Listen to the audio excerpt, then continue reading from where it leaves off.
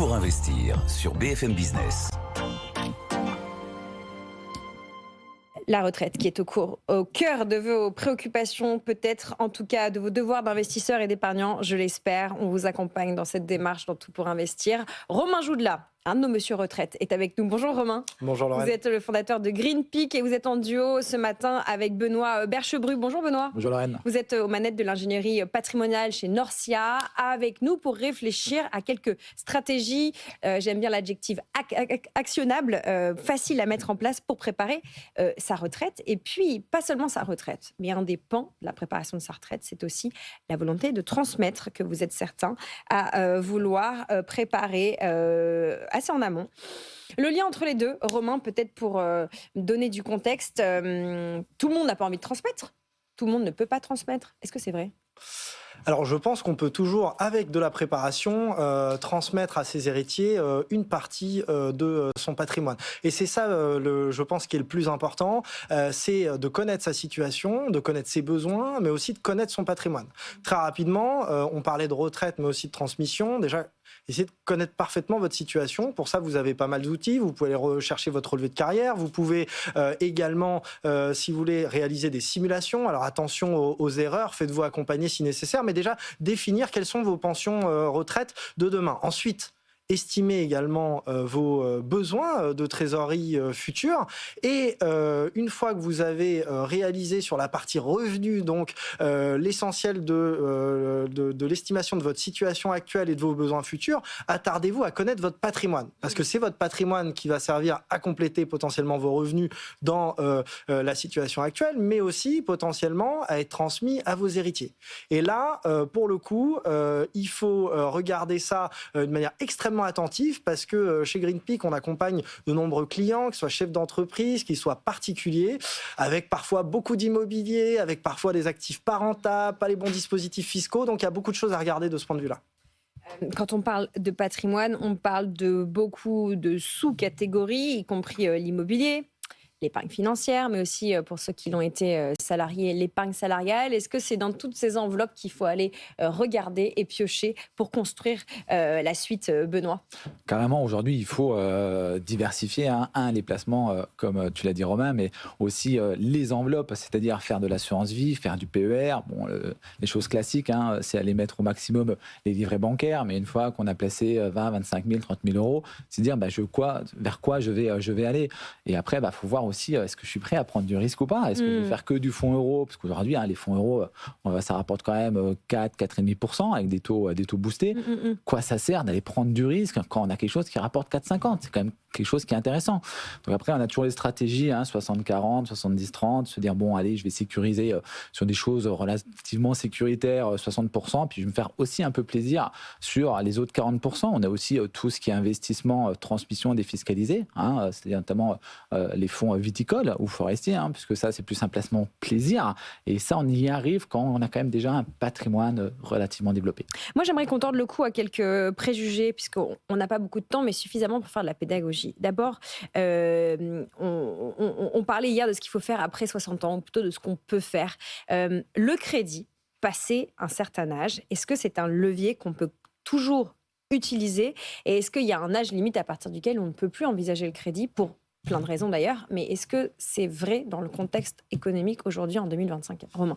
Alors, je pense qu'il faut regarder deux choses. Effectivement, l'âge, mais aussi peut-être la taille du patrimoine et surtout la dépendance, je dirais, des revenus futurs à la retraite vis-à-vis de ce patrimoine. C'est ça le plus important. Nous, quand on analyse en fait et on rationalise le patrimoine de nos clients, on va regarder effectivement l'actif, mais aussi le passif. On va s'intéresser, quand on regarde ce patrimoine, au niveau du passif, à son impact sur le budget. Et parfois, quand il n'y a pas assez d'endettement par rapport à par exemple des clients qui peuvent avoir des très fortes rémunérations, qui ont plus de 10 ans devant eux, donc qui ont plutôt peut-être 40, 50 ans que 60 ans, et bien là, on va aller peut-être avoir recours à de l'endettement pour faire des stratégies patrimoniales, des stratégies parfois d'investissement simple, de l'investissement immobilier par exemple à crédit, mais aussi des stratégies patrimoniales plus spécifiques, peut-être un peu plus sophistiquées, comme des rachats à soi-même, donc ce qu'on appelle vulgairement des OBO, qui vont nous permettre en fait sur des biens patrimoniaux patrimoniaux immobiliers que peut détenir le client, qui rapportent effectivement aujourd'hui des revenus significatifs et qu'on a peut-être volonté aussi de transmettre, de racheter en fait ce bien immobilier grâce au crédit, de venir réduire la pression fiscale sur ces revenus avec les intérêts du crédit et en plus de venir transmettre, puisque c'était aussi un des sujets du jour, justement ce bien immobilier par l'intermédiaire d'une structure et surtout de la nue propriété de cette structure aux enfants à titre gratuit. Je prends un exemple, vous avez 3 enfants, si vous avez moins de 61 ans, vous pouvez transmettre, dans mon exemple, si tout se fait par dette, si tout se fait sans dette, 1,2 million, et si tout se fait avec de la dette, vous pouvez même tout transmettre à titre gratuit aux enfants. Donc le levier de la dette est intéressant en termes d'optimisation fiscale, en termes de valorisation du patrimoine, mais aussi au niveau successoral.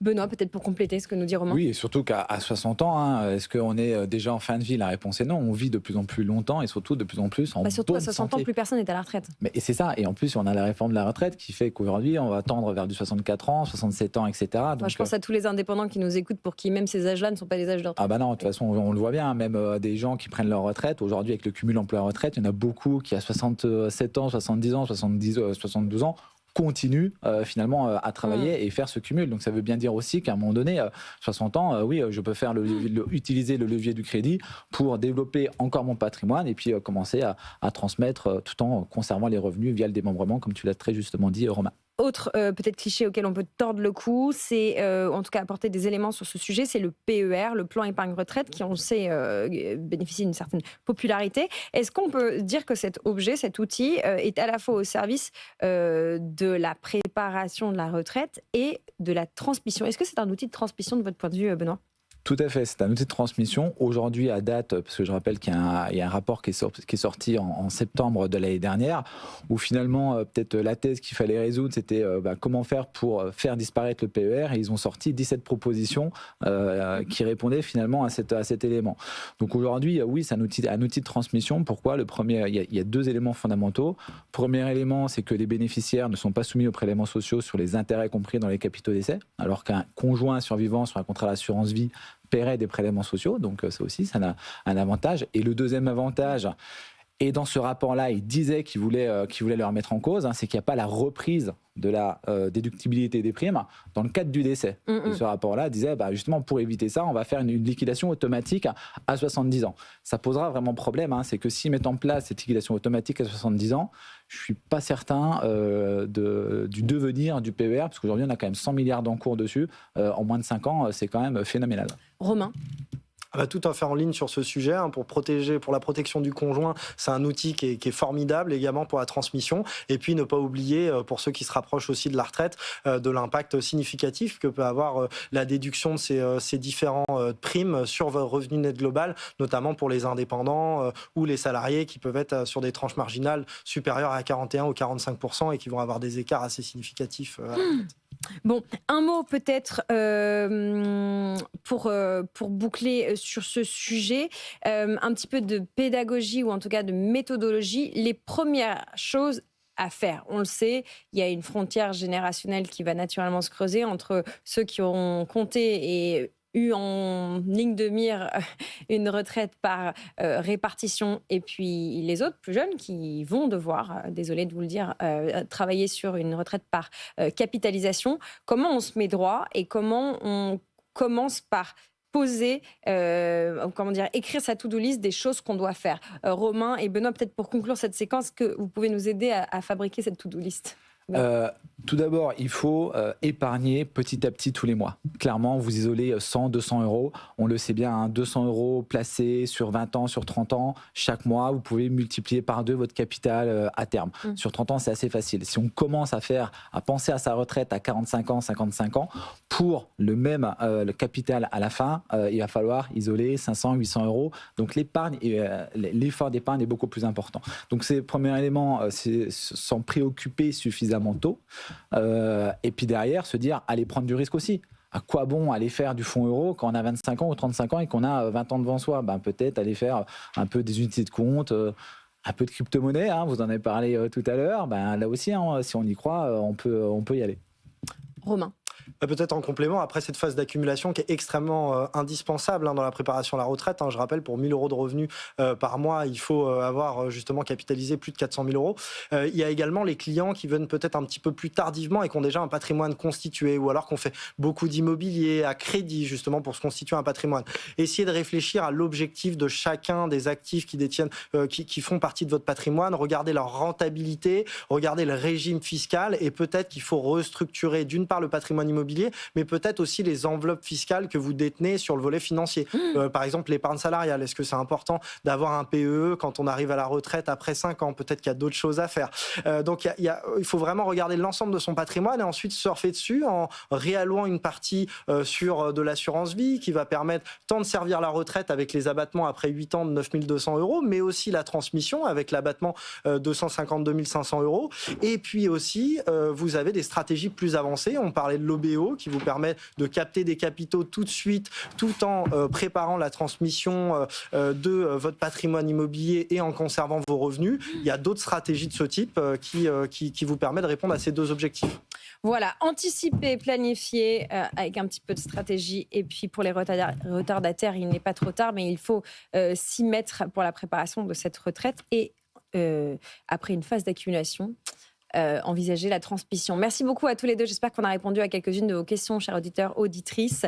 Et je vous précise que cette séquence avec Romain Joudela, fondateur de Greenpeak, et Benoît Berchebru, directeur de l'ingénierie patrimoniale chez Norcia, est à retrouver en podcast et en replay d'ici quelques minutes sur notre site et notre application.